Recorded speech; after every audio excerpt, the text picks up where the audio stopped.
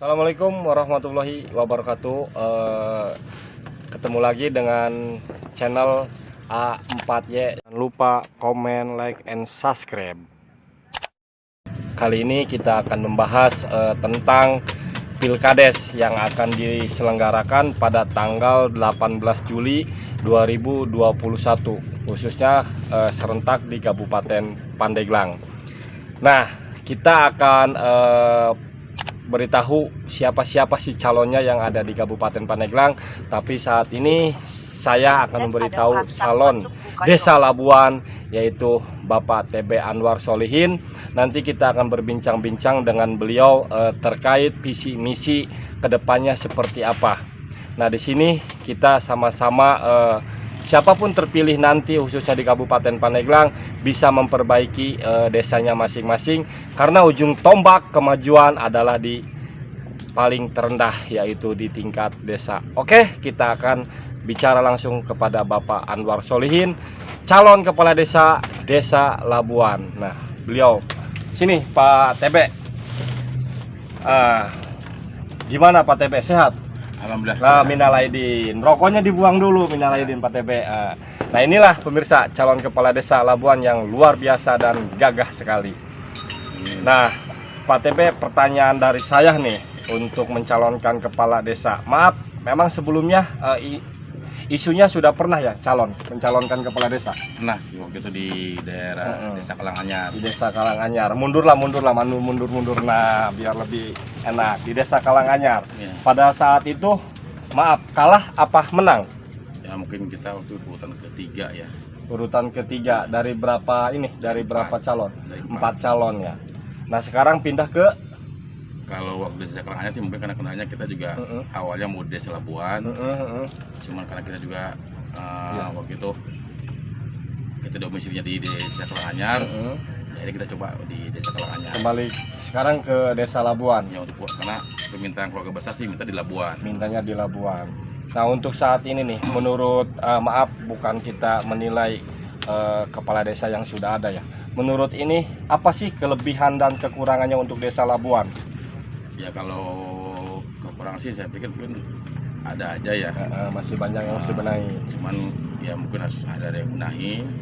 Ya untuk kelebihan juga mungkin pembangunan juga ada pemerataan. Ya cuman nanti kedepannya harus lebih lagi. Oke. Nah, terkadang kan visi misi ya. Semua kepala desa melakukan visi misi. Bisa disebutkan kepada pemirsa, khususnya masyarakat Labuan, apa yang akan dilakukan jika terpilih nanti menjadi kepala Desa Labuan? Nah, ini pemirsa, dengarkan. Insya Allah mungkin kalaupun saya jadi, ya saya mungkin untuk gaji, saya mungkin setengahnya mungkin saya untuk kebutuhan masyarakat. Nanti kita akan kumpulkan. Tujuan kami lah untuk membangun rumah penduduk yang harus kita benahi. Nah, jadi bedah rumah lah. Sosial ya, sosial bedah rumah ya. Jadi nanti target saya itu per tahun tuh dari gaji saya itu membangun dari bedah rumah untuk masyarakat yang benar-benar membutuhkan. Jadi itu untuk potongan gaji ya, selama 5 tahun. Dan itu pun juga tanpa bantuan pemerintah lah. Tanpa bantuan pemerintah. Dan berarti hitungannya tidak cek Sunda teh mantu nyokot duit tina dana desa nya. Itu khusus ya, uang gaji. Dari uang gaji saya, insya Allah selama setahun. Target saya setiap tahun tuh harus membangun rumah masyarakat yang dibutuhkan.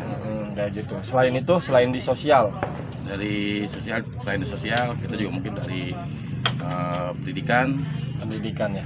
Kita juga emang pendidikan dan kesehatan itu yang paling utamakan. Dan kita pun juga nanti di lini staf kita lebih berarti ke pendidikan sama kesehatan yang harus kita benahi. Nah, itu pun juga jangan sampai memberatkan ke masyarakat. Nih, kadang kan itu kan hanya pendidikan, pertanian, segala macam. Bisa disebutkan salah satu aja langkah untuk ke pendidikan. Langkahnya seperti apa? Untuk langkah pendidikan kita juga nanti akan sounding ke sekolah-sekolahan yang ada di Desa Labuan. Bagi masyarakat yang mungkin tidak memiliki biaya, kita akan coba sounding dengan pendekatan persuasif dengan kepala sekolah masing-masing. Mungkin dimulai untuk memprioritaskan orang-orang yang tidak mampu. Oke, mantap, luar biasa.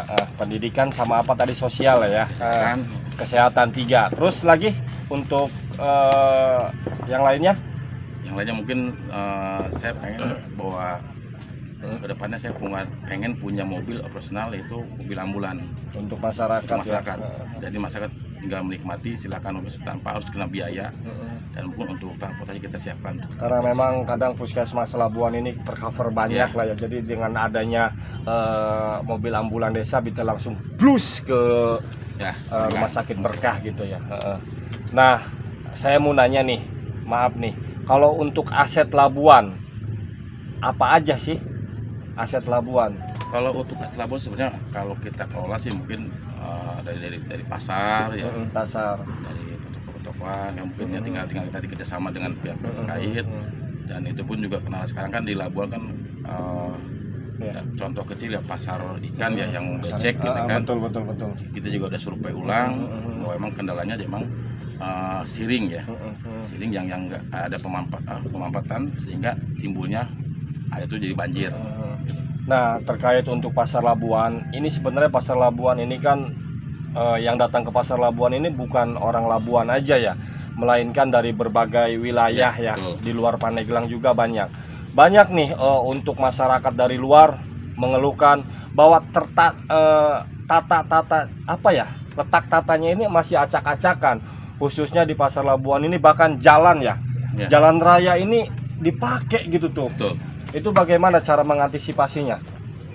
Satu hal bahwa untuk jalan arteri ya, jalan pusat mungkin sekarang ya, itu kita juga emang lebih nanti penataan PKL ya. Cuman kendalanya kita juga tempat ya. Nanti kita juga akan cari solusi terbaiknya seperti apa.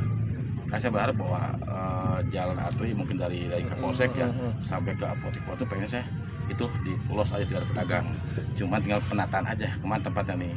Tadinya sih saya baru ada, kalau ada parkiran mungkin ada tempat satu parkiran, sehingga itu akan menjadi orang banyak. Betul, mantap.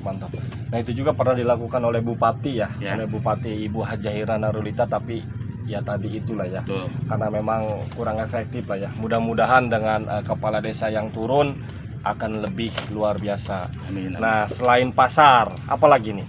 Satu juga saya juga pengen rencana desa tuh punya gedung serbaguna. Di mana itu nanti untuk aspirasi para pemuda yang mungkin ada punya hobi, ada ibu-ibu yang punya hobi senam gitu kan. Kalau kita punya gedung sendiri kita enak, sehingga aspirasi orang pemuda ke musik mungkin ada wadahnya. Betul. Sehingga para pemuda itu kan dia punya keinginan untuk maju, tapi dia tidak ada wadah. Nah, nanti saya targetnya ada wadah sendiri gitu. Nah, ada gedung tsunami yang tidak terpakai. Kira-kira tadi kan berkata pengen punya gedung kan untuk Desa Labuan. Nah, gedung tsunami ini kan tidak terpakai. Kira-kira bisa dimanfaatkan nggak itu? Ya, itu nanti tinggal kita koordinasi dengan pihak terkait ya. Saya sih berharap tadinya gedung tsunami itu kalau emang diberikan kewenangan ke desa, saya pengen itu nanti untuk lumbung perparkiran.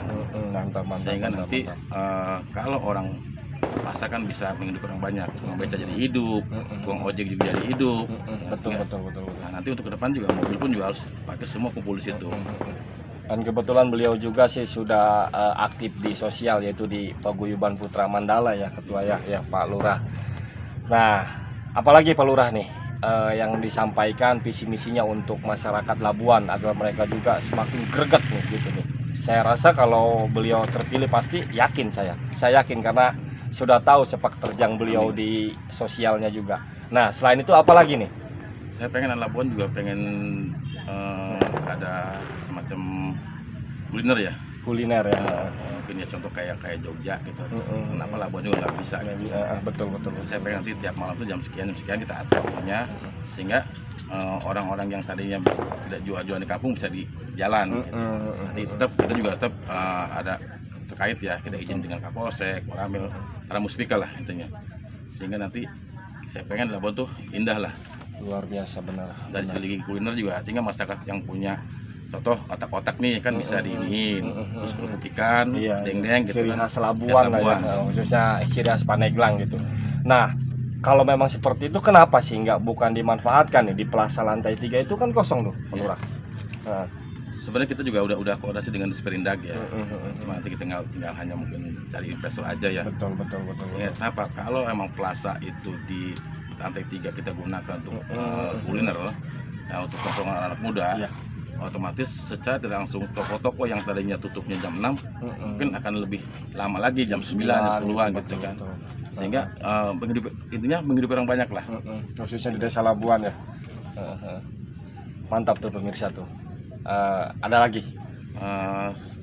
Yang penting juga saya pengen jujur ya secara pribadi, kalau ngelihat dari staf-staf RT RW kan kadang dari sistem insentif ya, kadang suka, kalau saya pribadi ya Betul. Ini emang betul Pak Lurah. miris ya, dengan gaji cuma sekian gitu kan, 3 bulan kadang 4 bulan udah gitu dipotong lagi. Lambat juga ya. Ya, saya sih berharapnya kalaupun saya jadi, saya pengen nanti ada peningkatan lah, peningkatan untuk ya mungkin entah naik berapanya, Betul. tapi dengan syarat bahwa setiap atau RT atau RW tetap dia tanda tangan das materai, itu pun kesepakatan bersama dengan ada PPD, ada semua lah di divisi di desa.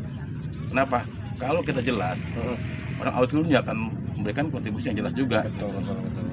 Nah, yang terpenting adalah satu, bahwa efeknya keterbukaan lah. Iya. Transparansi lah ya. Transparansi program-program itu. Nah ini nih Pak Lurah nih, terkait untuk masalah anggaran dana desa ya. Setiap tahun ini kan cukup besar nih yang dikeluarkan oleh pemerintah pusat lah ya. Nah, program yang paling unggulan nih, jika terpilih nanti nih, program unggulan apa sih yang paling unggulan nih yang ada di cita-cita Bapak Lurah nih? Program kami ya satu ya, gimana caranya bahwa satu awal saya pengen Desa Labuan punya kendaraan ambulan Operasional berarti ya ambulan untuk masyarakat. Betul. Kedua, kami juga pengen punya gedung untuk mengantisipasi aspirasi masyarakat atau pemuda-pemuda atau ibu yang punya untuk berekspresi gitu kan.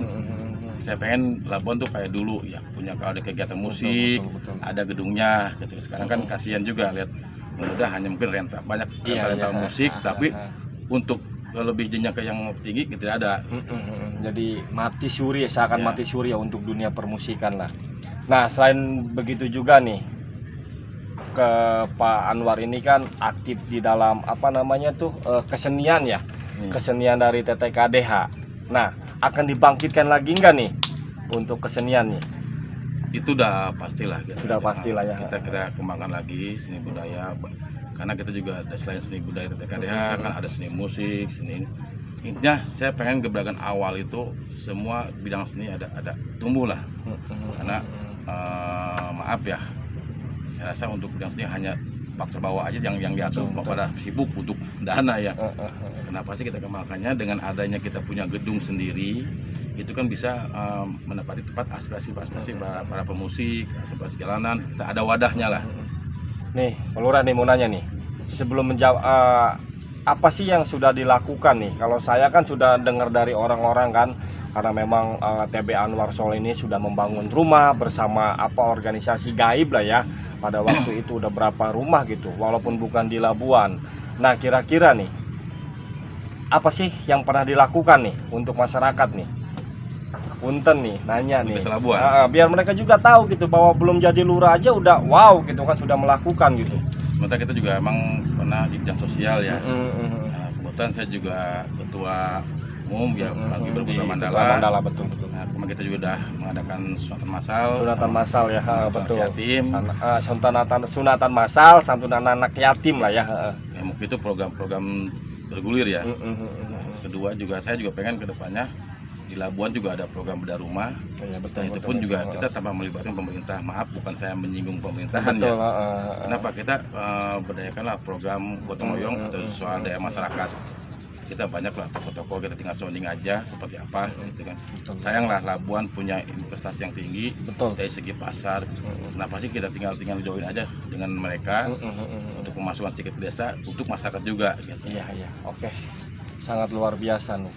Nah ini nih calon yang sangat luar biasa nanti pada waktu pendaftaran dan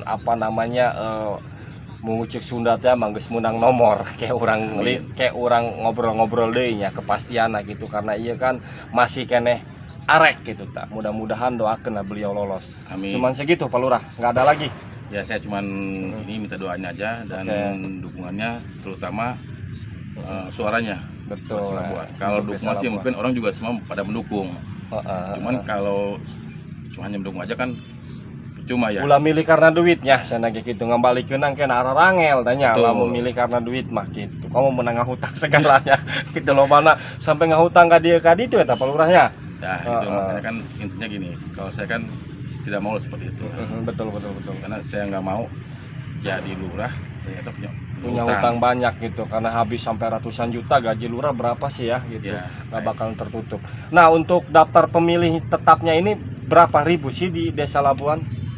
Kurang lebih kira-kira aja. kalau lihat kemarin sih dari DPT Pilkada ya, itu kan cuma ada 7.355 kalau nggak salah ya. 7.355. 55. Nah, Cuman nanti kayaknya ada peningkatan di Provinsi Terace mungkin sekitar 9.000. 9.000-an bisa ya, bisa 9.000 kemungkinan jadi. 9.000. Oke, Pak Anwar nih, mudah-mudahan verifikasinya lolos, Amin. juga diberkahi Allah. Kita saling doakan aja nih. Amin. Mudah-mudahan nih saya juga nih dicarita nih. Amin. Siap. Pak Asep, kita Oke, sama-sama. Pak Lurah, atur nuhunnya, minal aidin ya. Pak Aidin, sama-sama. Oke. Jadi teman-teman, nah inilah hasil berbincang-bincang saya dengan calon kepala desa Labuan. Jangan lupa, ingat di hati, TB Anwar Solihin SE ya. Sekaligus dia ketua umum di Ketua Paguyuban Putra Mandala. Cuman segitu dari saya, Tong Hilap, warga desa Labuan. Terus pantau ya calon lurah. Lamun goreng, orang kusrukeun ke lamun di saat menang. Oke, assalamualaikum warahmatullahi wabarakatuh. Minal aidin wal faidin.